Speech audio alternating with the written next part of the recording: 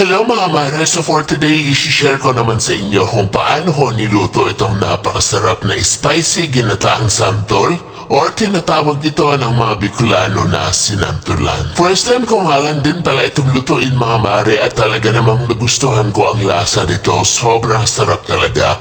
Madali lang din gagamitin ko nga dito na santol ay itong tinatawag nila na Bangkok. Mas okay kasi ito mga mare dahil malalaki ito at syempre hindi ito masyadong maasin. 70 pesos lang pala ang per kilo nito mga mare at kumuha nga ako ng higit 1 kilo, 6 pieces na yan. So after nga natin itong babalatan, tatanggalan na rin natin ito ng buto at syempre ihiwalay natin yan and then gagagdarin na natin ito gamit ang grater. At pagkatapos niyan mga mare ay ibababad niya natin ito sa tubig na maraming asin para mawala ang pagkapakla at pagkaasin nito. Pwede na dito mga mare ang 30 minutes na pagbabad. After niyan ay pipigayin niya natin ito ng mabuti para mawala ang katas nito. At para naman mas lalong sumarap na ang ating sinantulan mga mare ay magigisa na muna ako dito ng maraming yempo. Mas masarap talaga mga mare ang sinantulan kapag may sahog itong karne kaya naman ito nga at maglalagay ako. Inimblaan ko na rin pala ito ng salt and pepper and then wait lang natin ito na mag-brown. Pag lumabas na ang mantika nito ay pwede na natin ilagay dito ang mga aromatics. Unahin muna natin igisa ang bawang, sunod naman dyan ang sibuyas. Isatay lang natin ito ng mabuti at pag lumabas na nga ang bango ng mga aromatics, pwede na natin isulod dito ang ating bagoong. Ito palang bagoong alamang mga mare ay hinugasan ko na dahil nga sobrang alat talaga ng bagoong na to. So pagkalagay ko nga ng alamang mga mare, simitay ko lang ito ng mga ilang minutes and then tinimplahan ko na rin ito ng mga seasoning at mga pampalasa.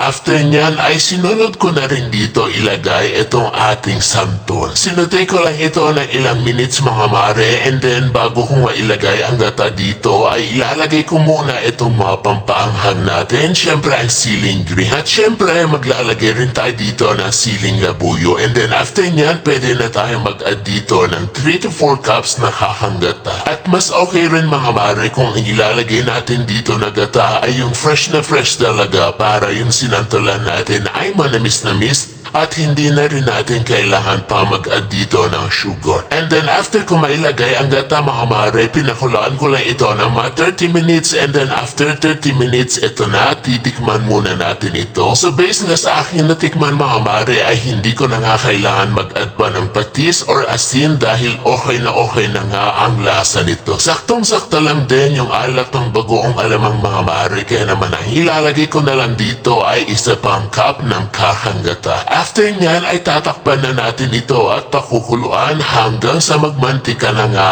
ang gata. And after ilang minutes mga mare, ito na nga ang ating spicy ginataang santol na sobrang sarap. At kung wala pa nga kayong naisip na iulam mga mare, itry nyo to dahil sobrang sarap talaga. Sigurado ako magugustuhan na naman ito ng buong pamilya. Lalo na yung mga mahilig sa spicy dyan at sa gata. Anyway, kung nagustuhan nyo nga ang recipe natin for today mga mare, please paki-like and share na